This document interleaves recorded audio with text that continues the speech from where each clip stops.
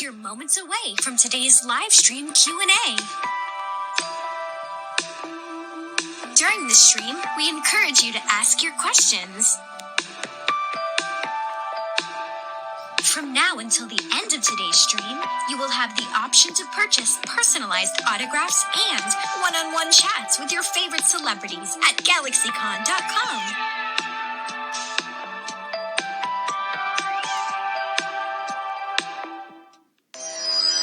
GalaxyCon is the copyright holder of this video content. The unauthorized reproduction or distribution of this copyrighted work is strictly prohibited.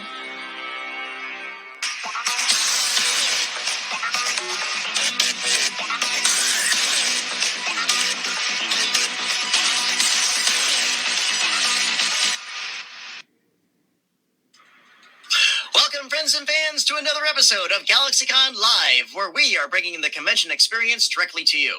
And today, we will be going back to Storybrooke, Maine, with 4 members of the cast of Once Upon a Time, and we invite all of you in the chat room to begin typing in your questions for them. Immediately after this session, you will have the opportunity to talk to them directly through our private chat options, as well as shop our selection of personalized autographs, all of which are available now at GalaxyCon.com. And now, let's wish upon a blue star and bring out our today's guests. First is an actor whose body of work includes Band of Brothers, Extortion, and will be appearing in the upcoming CBS adaptation of Stephen King's The Stand. Today, he joins us to discuss the role of the Stranger, a.k.a. August Wayne Booth, a.k.a. Pinocchio. Please welcome Ian Bailey.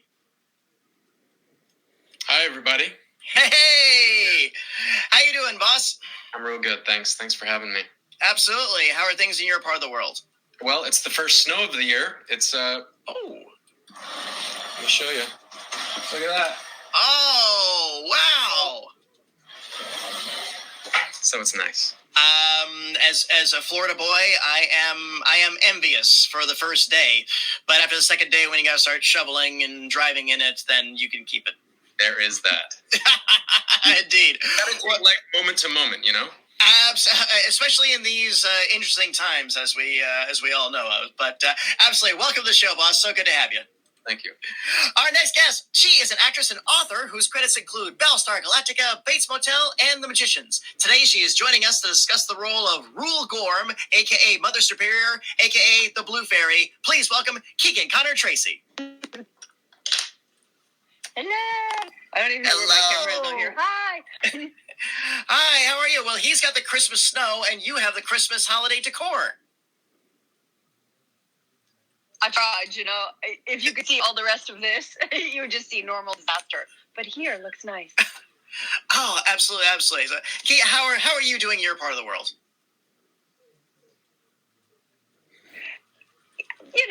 We're all getting by as best we can with what we have to deal with it. And, you're just trying to keep a smile on your face. Absolutely, absolutely. As I said before, getting by is the new doing awesome. So, right, yeah. So absolutely, so glad to have you here. Absolutely, welcome to our little forum. And our next guest, absolutely, our next guest is an actress whose roles include Roswell, The Hills Have Eyes, and Lost. Today, she joins us to discuss the role of Belle, aka Belle French, aka Miss Gold, and sometimes known as Lacey. Please welcome back Emily DeRaven.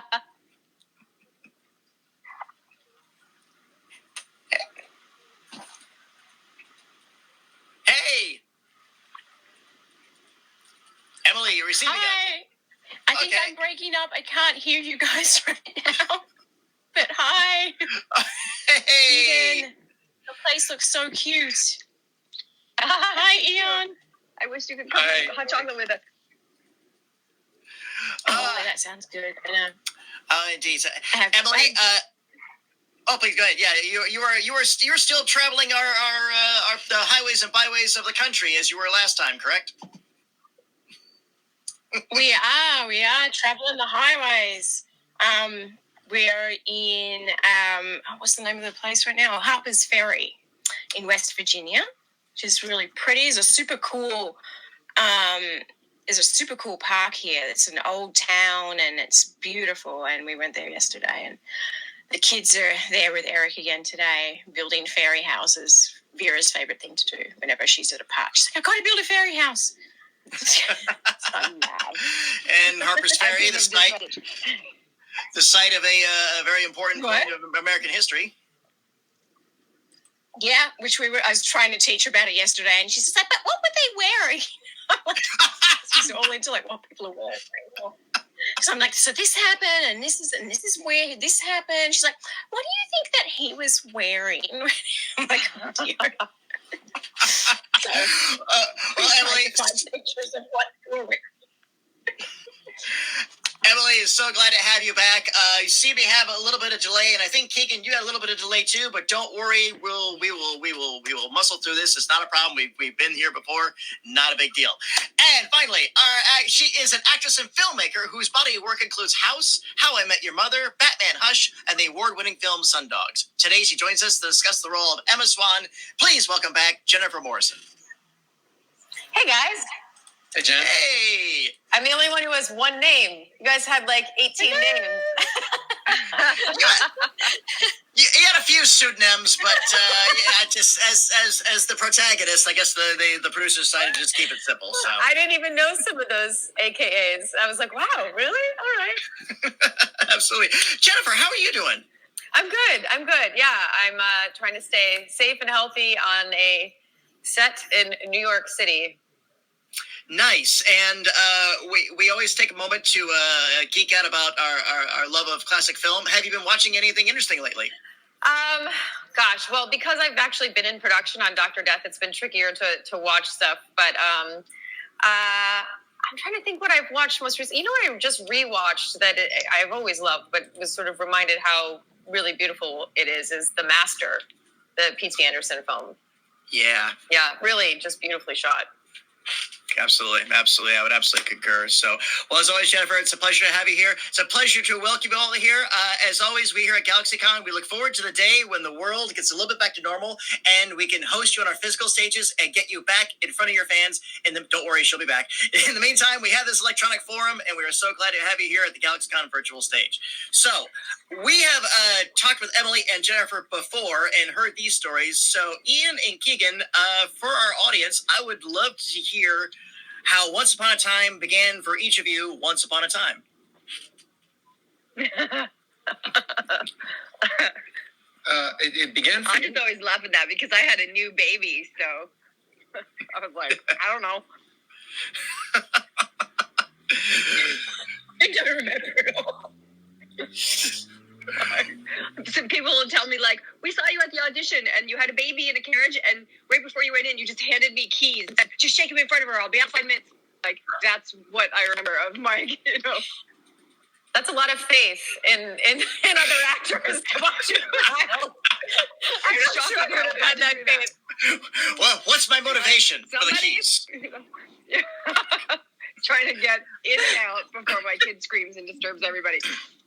So, but you got the gig. So, does this mean you wanted to bring your kid now to every audition? I bring her all the time, and I just have people shake keys in front of her. She's 10, but Yeah. Okay. Still bringing her along. Well, let me ask you this then: when you got the role, did they give you any sort of a heads up, an advancement of how deep and how inward and outward is going to go, or was it just okay? Here's your call time, and here's your first script, and was it just on a script by script basis? Well, I was in a different position than, say, Emily or Jen, because I was recurring. And really, when the pilot came about, I had the scene where I sort of floated in and we had the war room, and nobody knew really anywhere that it was going to go. But Eduardo said to me, bring your daughter, she's my older girl, bring her to the wedding scene. It's going to be fantastic. And I was like, okay. So we get dressed up and we go. And as soon as I saw that, I was like, oh, like it was like a light bulb for what this could be and what it in fact became. It was in that moment that it really crystallized for me. And then, of course, once we saw the pilot, we were all like, oh my God, but like that's how I felt about it. I know, Ian, it was your turn to talk and you get to say it. So No worries, it's all good. For me, it was always a mystery. I had just gotten back from a trip from Detroit and heard that there was this show from the guys from Lost, and I went in and the material was Bonnie and Clyde. So I figured that what was important is to see how in my case, the guy could interact with the girl, that would have some kind of Bonnie and Clyde like nature to the role, and I in some ways it did. I could see why they chose that. And then when and then I got the offer, and then I hadn't seen the show, and a couple episodes had been filmed, but it hadn't aired yet. So I asked Disney if I could go over there and see it. So they set up a screening room, and I watched a couple, the first 3, and by the third, I was hooked. I was like, yeah, this is going to be a good show. I want in on this. And then when I started filming, I still didn't know who I was going to be. It was just this guy, August Booth, who, the mystery guy, rolls in on a motorcycle, and I knew he had to have a fairy tale alter ego, but they held that close to the vest for quite a while. Yeah. And I remember going into Adam and Eddie's office and saying, "All right, guys, come on, like, tell me what I'm doing." And then they eventually did. They kind of just said, "Talk to us, tell us all kinds of things." And I think I just told them about my life. And maybe it's possible they didn't even know then what they were going to do with this role. And somehow out of that came Pinocchio. So I don't know what that means about my life that I shared with those guys, but it means something. Did you have any working theories on your own about what the character's fairy tale counterpart could be?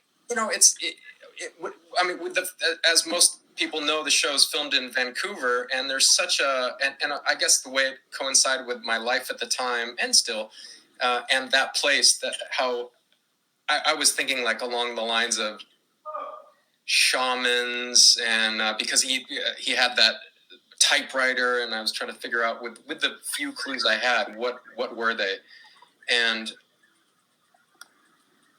spiritual type things, things I don't know. I don't know if I had a real clear fairy tale character that I thought it could be, but I was definitely influenced by the place, the woods, the ocean there, the everything that is up there, and all the people around there. So I figured it would be something magical. Yeah. Yeah, it certainly was. And both of your characters, of course, required some special effects work.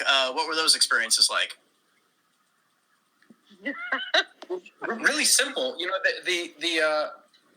Like a sequence with Jen out in the woods, she sees that it's really more on the other person. Yeah. That I say, look, you got to believe me. My leg is turned into wood. And then I just pull up I go like this, and I go, you see? Look at this. I can't even looks at it, the skin, and goes, what? What are you talking about? There's nothing. And then, in post, they put in the wood that I see, and sure, skin that she sees. So much of the visual effects are in post-production. And the tricky scenes for me were always the one where they just hang this giant blue or green tarp behind us and say, you're in a castle right now, and you're having tea with servants all around, or whatever. There was one particular scene that was kind of like that. That was a real tough suspension of disbelief, because there was absolutely nothing to work with. And I know some people, when they're working with Keegan, had on the end of a string was a tennis ball that they're talking. Yeah, tennis ball. Yeah, for the ferry. That's I spent like 4 seasons talking to water bottles. Yeah. So Keegan, of course, green screen awards, I think. I agree. That's a good idea. Yeah. Yeah. It's hard. Yeah, I think so. Like, we take it for granted, I think, in all these giant movies, dinosaurs and creatures, and these are just actors standing with nothing but their imagination and making you feel that they see those things that do not exist in those frames. It's a tremendous skill set, and I'm not saying that about me. I'm talking about anybody that's ever worked on green screen. I think would be shaking their head like this right now and saying, yeah, it's much harder than having eyeballs in front of you. Absolutely. Let me ask you this much. How much of the costume was the costume, and how much was added in afterwards? Who are you asking at? Yeah, it's for you, Keegan. I thought you meant how much of it was the costume and how much of it was. Oh, no, because it was a lovely costume, but maybe the wings were added in post. And well, by the time, like, I had a new baby and I was nursing, and then they would put me in the corset, and then they would hang me. So, like, everything ended up around here. So, not that that's the direction you were going in, but I've been asked that so many times. Raphael always tells the story that was, like, one of the big notes that came from the pilot was, can you do something to kind of pull gear that back a little? But, by the time you hang me up, there you go. And then the night pilot, I'm hanging like 40 feet in the air, and it's the middle of the night, and I thought I'd be home by then, and I'm leaking through this very expensive, fancy corset, and I'm trying to get attention. I'm like, excuse me? Hello? And then so they had to send a Teamster to my house to pick up a breast pump at 3 o'clock in the morning, drive it back. Here I am in this crazy costume. It was nutty. It's got to be a union guy. And there's all you need to know for me. Okay, I'm going to be quiet now. No, absolutely fine. Well, thank you very much for sharing these recollections with us. Our producers let us know we have questions from our audience, which will now include everybody. So I'll ask Janelle to roll our first one, and when Emily comes back, we'll set her up for it. And Sarah wants to know, what was everyone's favorite scene to film? Oh, goodness. I feel like I change my mind about this every time I answer it because I think of something new. But I feel like sort of also in the spirit of the company that we're in today, Ian and I had some really lovely scenes when he first joined the show. We didn't always, when you would come back around, it wasn't always our stuff. But when we first started, I felt like we had some really nice scenes where I got a chance for the first time to go from having, throwing magic around with my hands or whatever to like having a scene one-on-one with someone where there was like human stakes. It felt like. So I feel like I really always enjoyed the storyline between our characters. It was really nice. Great. Yeah, me too. And do you remember that scene where we went out to a big tree? And which one? That was my entire life. I was like, That's my favorite scene too. The scene in the forest. Mine too. Okay, was it the one though when I was really sick? Am I remembering that right? I remember there was like a sequence that we had. It was like a really important scene. I was crying, and I also had like a terrible cold, and I had bronchitis, and I was like sipping hot tea in between every take to not cough on you. I mean, this all sounds way worse now that we're in COVID, but at the time we were all like, yeah, cough on me, who cares? COVID. Oh, what innocent time it was. I know. Am I thinking of the right?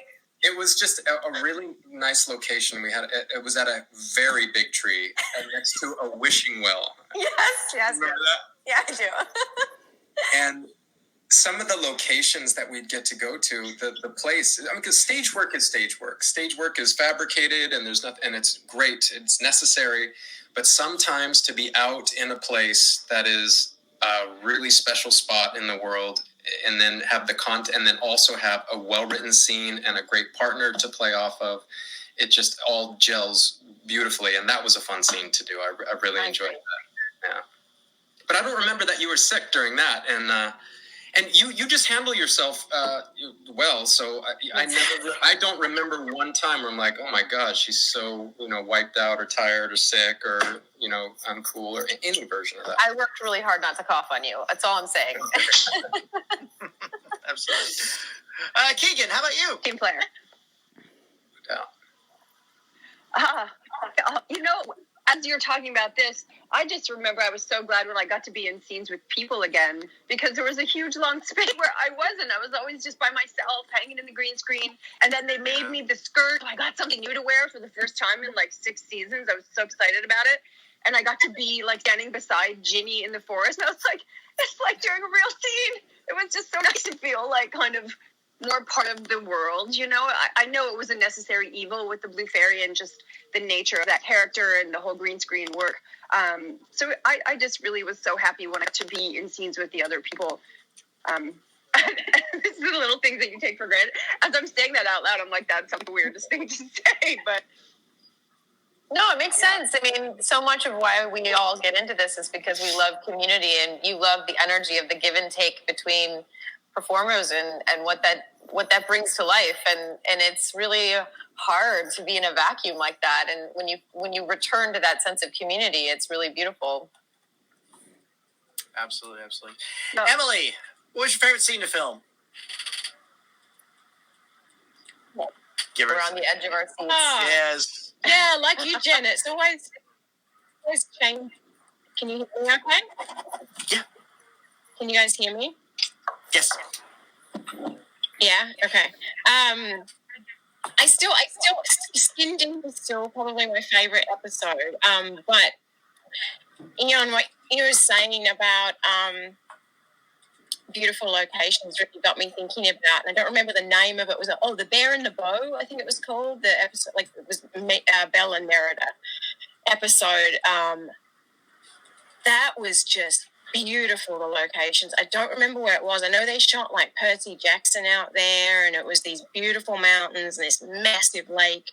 We're out on the boat in the lake, and that was a really fun episode. And the scenes in that little boat, which I can't row for crap. I'm terrible with an oar. I have zero practice, and it was fun though. It was so fun, and Amy's so awesome. I had a really good time on that episode in general, actually.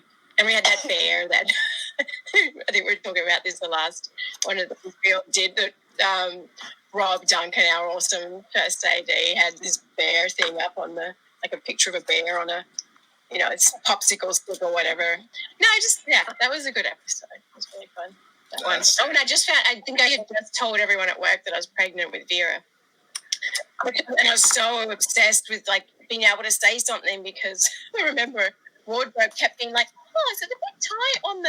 And I'm like, "No, it's fine." And anyway, that velvet dress on that you can see everything, so it was nice to be able to say, "Yep, baby in there." Fantastic. Thank you. Great question to start us off with. What do we have next? From Nikki, what was your biggest blooper on the set? I mean, it always goes back to that freaking coconut for me. There was always something going on with the magical coconut spirit trapper, whatever that was called. All right, there's the Monty Python. exactly. I mean, there's endless bloopers. Oh, and also when I couldn't blow out the candle, I don't know what that was. I mean, that star candle is like, there's like a weird swoop to it, and I just couldn't. We have like 20 or 30 attempts at me blowing out that candle and it not doing anything. It's like, I swear, guys, I can breathe. I'm not dying. Lord. Oh, why? Ian, what can you recall? Good one? Well, the pregnancy thing Keegan was just talking about, and Emily, there was this actor, he played Rumpel's son. I'm blanking on his name at the moment. Jen, you know that guy. What's his Michael name? Raymond James? Yes, him. Yeah. We were in a scene together, and his wife was pregnant, and she was in labor. Yeah. And she was about to give birth. Oh, yes. I remember this. In between takes, he would run to the phone and call and get an update and be like, we're talking about like the dilation, how many centimeters it was. Yeah. And he was freaking out, and then he would pull it in and rein it in and be really good in the scene, and then lose his shit again and go call her and be like, where are we? How are we? What's the deal? And then she gave birth during our scene, and he and I finished, and I went back to his hotel room, and we drank a bottle of vodka and celebrated his wife's father for the first time. That's amazing. Yeah, it was good. I remember that. Nice. Very nice. Keegan, how about you?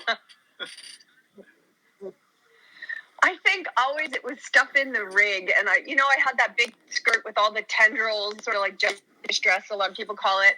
And I was trying to do the scene where I had to dive down from way the top of the rafters and do like a head first dive down, and just trying to find the pick point on your harness and trying to do it, and then just going ass over tea kettle, like tendrils and underwear and legs and just upside down. Fair. Absolutely fair. Emily, bring us home on this one. Oh, I was just thinking about was it called the Yawagwai? I think was the name of the episode actually, and it was one of those. Well, it's a word. It's not a real word. I don't think it's a real word anyway, or a real thing. I don't think. Anyway, I had to say Yawaguai. I hope I'm saying it right now. Yawaguai. Quite a few times, and especially in the first scene. I think there was quite a lot of dialogue in that scene in general the first time I had to say it, and I think I had to stop so many times, which is so annoying for everyone when you're like, 2 pages into this long ass scene. What? I was just saying, what I don't remember that word. Sorry, I'm so delayed. No, you're good. You're good. It's okay, never mind. Well, maybe it's the wrong one. I think it's Yawaguai, that thing that Bring him on. that little warrior outfit thing on. Yeah. If anyone in our chat room knows, let our producers know. Anyway, that was bad. And then I don't know. It's all good. It's all good. That would probably be the most funny. Right. Nike, thank you. That was a fun one. And from Larissa, what were your favorite outfits to wear in the show? Clearly, this is not a question for me. Yeah. Well, I've never seen someone so excited to wear a nun outfit, because you were just so excited to get out of the poofy blue thing that you're like, isn't this amazing? And I was like, I don't know. Is it amazing? I guess it's amazing. No, I don't feel like I ever said that. Every time I had to be the nun, I was so mortally depressed by it. New outfit. Obviously, I was excited when I got the skirt and the little bolero in the end of season 6. I was like, I have a new thing. All right. Fair. What were you saying, Jennifer? Oh no, I was just gonna say. Obviously, I loved Emma's like her hero look, but it was always really fun when I got to wear some of the dresses and things, because it was like everyone else was always in these handmade gowns and all this really amazing stuff, and I'd always be like, "Yep, I'm in a leather jacket and jeans." And so sometimes that's great because it's super practical, and then sometimes it's just fun. The little girl in me enjoyed getting to dress up from time to time. Fair. How about you, Ian? Well, anything Eduardo Castro, the costume designer, would put together is usually really good. That guy's got some skill. I can't think of anything I didn't like, so they were kind of all my favorites. But I like the go-to outfit for August, the black leather jacket and the jeans and the black boots. I can get down with that. Fair. And Emily, any particular outfits you liked wearing? Yeah, it was good. I was lucky. They had a lot of fun with Belle's storybook look. They'd always be just trying to find cute little modern pieces and super high-ass heels, because I was, back when I was young, fine walking in 6-inch heels in the forest. I don't do that anymore. My favorite still her big gold wedding bell dress, and the other gold one. They're just so pretty and so classic. And Ian, everything Eduardo did was so particular and so well thought out, and the fabrics he used and just his embellishments and everything were real. The outfit, it wouldn't have been the same without him. So I love you, Eduardo, and I had a lot of fun with her storybook stuff though too. There were a lot of cute little outfits. I'll say one last thing about the costuming. Yeah, that black leather jacket that I wore so often in the piece. That's something how I would dress, and I do have a nice black leather jacket, and it's kind of similar. And for years, it kind of just sat in my closet because I wouldn't wear it out very much. I'd be like, people are going to think I'm walking around dressed as August. Cosplaying. Yeah. He kind of that. August kind of killed that look for me for a while. I couldn't do it.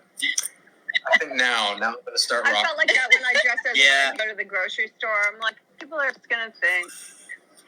When you dress, right. Larissa, thank you. Great question. And Randy wants to know, if you could keep one proper outfit from the show, what would it be? My motorcycle.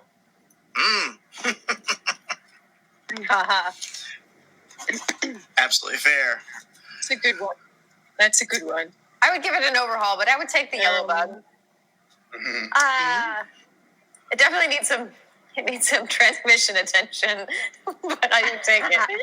You know, those cars are so ultra popular in Baja California, and they're everywhere in Baja California. And I found out it's because they're super easy to fix. So if you run into problems, they have these long stretches of highways there where there's no support for anything. So you have to kind of be able to fix your own car. So bugs are the ultimate car for that, because you can just get out and basically fix it yourself instead of being stranded 150 miles from the nearest service station. Wow. There you go, Jen. So, I need a bug lesson. There you go. I do occasionally I'll see yellow bugs with a dark swan license plate. Like there's one in LA for sure that I see all the time. Wow. Nice. Keegan, how about you? Hold on. Oh, she took something. We're gonna see it. is the lady with the pink Corvette still driving around LA? I don't know. Wow! I may have been. I was gifted. It fell off the back of the truck. There, front and everything. I think there was like 20 of them, so it's fine. You definitely deserve that. Absolutely. Thank you. You earned that. You earned that with all your hours in those harnesses. There'd be days where you had scenes ahead of me, and I'd be like, "How are we doing?" They're like, "She's still hanging from the sky." I was like, "Oh no, poor girl." Just all by herself up there. Like, still hanging? Still hanging up there. and it really is a beautiful prop. I mean, it's a really elegant design. I've seen a lot of cosplayers. They've taken a really good time to try to replicate it and all that. So yeah, very well done. So, and Emily, what would you snag? I'm lucky. I have, as I told you guys last time, I think I have the big gold, yellowy gold, lemony gold dress. Yeah. And a teacup. Oh. But I was just thinking, to add to the collection, I think it was only in one episode, maybe two, the rose in the glass presentation thing, jar thing. That would be very special to have. That would be cool. I would like that. And a dagger, just because the daggers were really cool. Yeah, absolutely. We see a lot of daggers at times. Put on the wall or something. Jen, you have a dagger, don't you? Somewhere. It's missing in my house somewhere, but it's there somewhere. Fair. Randy, thank you very much. Great question. Ask Bobby. And here's one from Kim, who wants to know, who was the biggest prankster on the set? I don't know. I feel like I never know the answer to this question. It makes me realize I must be a really serious person. Like, I must be serious because I never know who the prankster is. Didn't Lana and Rumble have a whole thing going on with one-upsmanship as they would go off the set? They'd tell me stories in like season 4 or so that they would try and get each other to break on their really? Yeah, and mooning, the whole thing, like pants down. I missed that. Fun stuff. I was unaware of these. Stories? No. What is that? I think I'm real serious. Let me know. Just know that. I find though, here's the thing. The truth is, we get asked questions like this a lot. Yeah. And the real truth on a television set is we have so much work to accomplish in a day, and we never have enough time to do all the things that need to be done. And so there is this sort of like, we got to keep going, we got to keep going. And like, we're behind, we're late. It's like literally from the first hour in the morning, you're behind. And you have to shoot so many pages in a day. And a show like Once Upon a Time especially requires so much coverage to be able to sell all the magical bits. And, there's just so much that goes into the technical creation of something like that, that it is tricky because as professionals, none of us want to be the ones who hold up the set. None of us want to be the ones who like cause a scene to not work and or cost us more time, because a reset on a scene that has a bunch of magical elements can be a big reset, and you're talking about maybe losing 20 minutes or something, or if you're late to getting to your mark, you're costing possibly a setup on the show. So because we're all very aware of that, it's often very tricky on a television show like Once Upon a Time. There's other shows where I think there's a little bit more breathing room, but on a show like Once Upon a Time, it is tricky to have a sense of that kind of playfulness, because so much of the day is about accomplishing the day and trying to put the best thing we possibly can put on the screen for the fans, Absolutely fair. Yeah. I think over the years, everybody. Too, because Emily, you want to say that again? You dropped out just a little bit. Oh, sorry. No, I was just going to say on what Jen was saying that, especially we were shooting all through the winter months. And so, much shorter days too in there. So we were really packing stuff in as much as we could. And yeah, you felt like a really big dick when you messed something up. So I think that withheld some of the enthusiastic play time that we enjoy so greatly. Yeah, there's almost a romanticized image that a set is very lively and jokery and pranky and lots of bloopers and gooping around. It's like, yeah, no, kids, that's not. On some, listen, if you're on a $300 million Marvel movie and you're shooting a page and a half a day, and so much of your day is waiting for a setup, that's different. There is room to have that sense of sort of like camaraderie and fun, like behind the camera, because there's really space for it. When you're shooting 8 to 10 pages a day and you're trying to shoot huge sequences in like 2 hours, it's really, really tricky. And we all really love what we do, and we all really care about the product. And so I think in a good way, we were just so committed to wanting to put the best thing on screen possible. Yeah, absolutely fair. So, Kim, I don't know if that was the answer you wanted, but then we certainly clarified that too. Keegan, you want to introduce our audience to Romeo? Yes, this is the fair Romeo. He's at least not biting me. He's a little desperate for love. I've been away for a month shooting, and so he hasn't seen a lot of me. So apparently he's very nice. now. Indeed. Hey, a reminder to our audience, if you would like to chat with our panelists like I am now, or purchase a personalized autograph, please sign up at galaxycon.com. And I think we're ready for another one. So this comes from Chiara. What do you like the most about playing your character? I feel like with Emma, I was always super grateful to be playing a character who she was always willing to make the hard, right decision. Not to say that she didn't make mistakes. She made a lot of mistakes, but she would always work hard to find a path that would help her grow and help her contribute in a positive way. And I feel like that's something I've always admired about that character. And I feel like it's nice to play characters like that, because it influences you. It becomes you're being that person all day long. You're being that person more hours of the day than you're being yourself. And so I feel like I was always very grateful that was a part of her. Fair.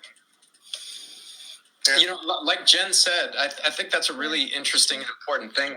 When you're in a television series, a movie is one thing because it's a finite a period of time where you take on elements of that character. If you're doing what you're supposed to be doing, you take it on. And in a series, it's so elongated. There's a lot of time to be influenced by the role you're playing. And I really appreciated the need for August to find his center of integrity, to be honest, to be truthful, and to have courage.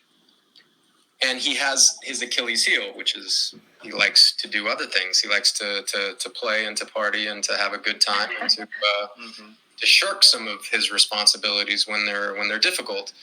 And that's a real Achilles, even for myself, that's been there in life. So I was able to connect to the desire that he has, which is also a desire that I have, and the same vulnerabilities. They either line up or I find a way to make them line up. And to have those aspirations in a role and to get to live with that. So that's a real pleasure when it's something you actually want to work on yourself. And in this case, it was that. Absolutely fair. So, Keegan, how about you? I think for me, obviously, I would echo the same things as my fellow cast on this. But I think where it's most illustrated is when I would do conventions and have little kids come up. And I can still remember this one little girl. It was her birthday wish to come and meet me at this convention I did. I think in Missouri. And she came with little wings on and her little crown that she had. And when she was, she met me, she was shy, but you could tell she was really excited. And as she walked away, she did this little thing where she went up on her tippy toes and did this because she was so excited. And I was like, that you get to play something that can speak to a child like that is something they can hold on to as they get older. And I'm talking about that like perfect age, it's wonderful. And I think probably you have this, Emily, with Belle, that you can touch these young children in a way that moves them like that makes them go like this. Like, it's exciting. Absolutely. And Emily, how about you? Yeah, I 100% said, everything you said, Keegan.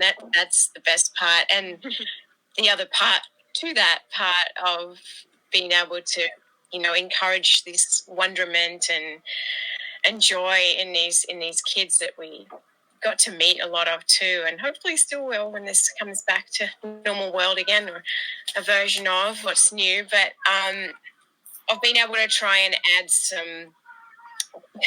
some more admirable qualities to Belle than to what she was originally in the animated film, and to give her, a bit more strength, a bit more courage, a bit more of a say, a bit more of not being the subservient female character that, she was to a degree. So I tried to push that as much as I could too, because I think obviously it's super important for young girls and young boys to, have your own say, have your own strength, and, you have your own choices, and that it's not just a world that you live in, that you have a voice. And I also love, though, too, that she was very open-minded about people, and that she was good at seeing the best in people. I absolutely agree. Tiara, thank you. That was a wonderful question. And GalaxyCon viewers, this has been my time with the cast of Once Upon a Time, but it absolutely does not have to be yours. If you would like to chat with our guests or purchase an autograph, please head over to GalaxyCon.com. And while you're there, be sure to check out our schedule of upcoming events like this one. Panelists, any final words for our audience before we go? Anything coming up in the pipeline you'd like to share with us? Just want to say, I hope everybody's safe and healthy out there, and that everybody finds a safe way to be able to have Thanksgiving in a thankful way. Absolutely. Yeah, these times can feel dystopian. Keep your head up. Love yourself. Love your friends. Yeah. Spread some joy whenever possible. Yeah. Absolutely. Ian, I mentioned the stand before that. Anything that you're allowed to tell us about since that's around the corner? It was a lot of fun to shoot, that's for sure. And it, for the first time ever, I was asked to download an app that's specifically for sharing content for this show. Oh. Oh, wow. I've come across that one before. So they're going to provide material and say, would you mind speaking about this? So that hasn't begun yet. Okay, yeah. Did you work with Fish, Ian? Sorry? Did you work with Fish, Chris Fisher? Is he your director? Oh, no, I didn't work with Chris Fisher. Oh. There was 2 sections. Anyhow, we can. Well, I mean, the thing about the stand is obviously it's pretty close to home right now. It's the heightened version, and so I was living in the world of bandanas and goggles and full gear, taking bodies out of homes. This was back in October I started filming. I started the book in September, so I've been in the world of COVID since. Oh my God. Wow. And then to film all these sequences that are the nightmare version of what we're doing. And then to go into an early stage version of it was definitely surreal. And there's a lot that went into that show, and the guy who created it really something else. I'm absolutely excited. I'm actually absolutely excited for it to see it when it drops. I think just a few weeks, I believe. Yeah, it'll either do really well or no one's going to want to see it because we're living through it. But I have to admit, I wouldn't have blamed them if they wanted to put it on ice for a year or something like that. But this is what it is. So, Emily, right at the height. Yeah, Emily, any final words before we take off? Just happy Thanksgiving, and as you all are saying, love yourself, be safe, and it's going to be a different way to celebrate this year for everyone. So whether it's a phone call or a Zoom or a hug in person, whatever it is, just let's remember what's important to us and stay safe. Absolutely. Ladies and gentlemen, it has been my absolute privilege to serve you all today. Once again, thank you for joining us here at the GalaxyCon virtual stage. Thank you for our audience for joining us today, and thank you for your great questions. We hope to see you again next weekend. GalaxyCon Live will be hosting cast reunions of the Power Rangers and Happy Days. Until then, have a safe and wonderful Thanksgiving. Bye-bye. Take care. And as always, please keep washing those hands.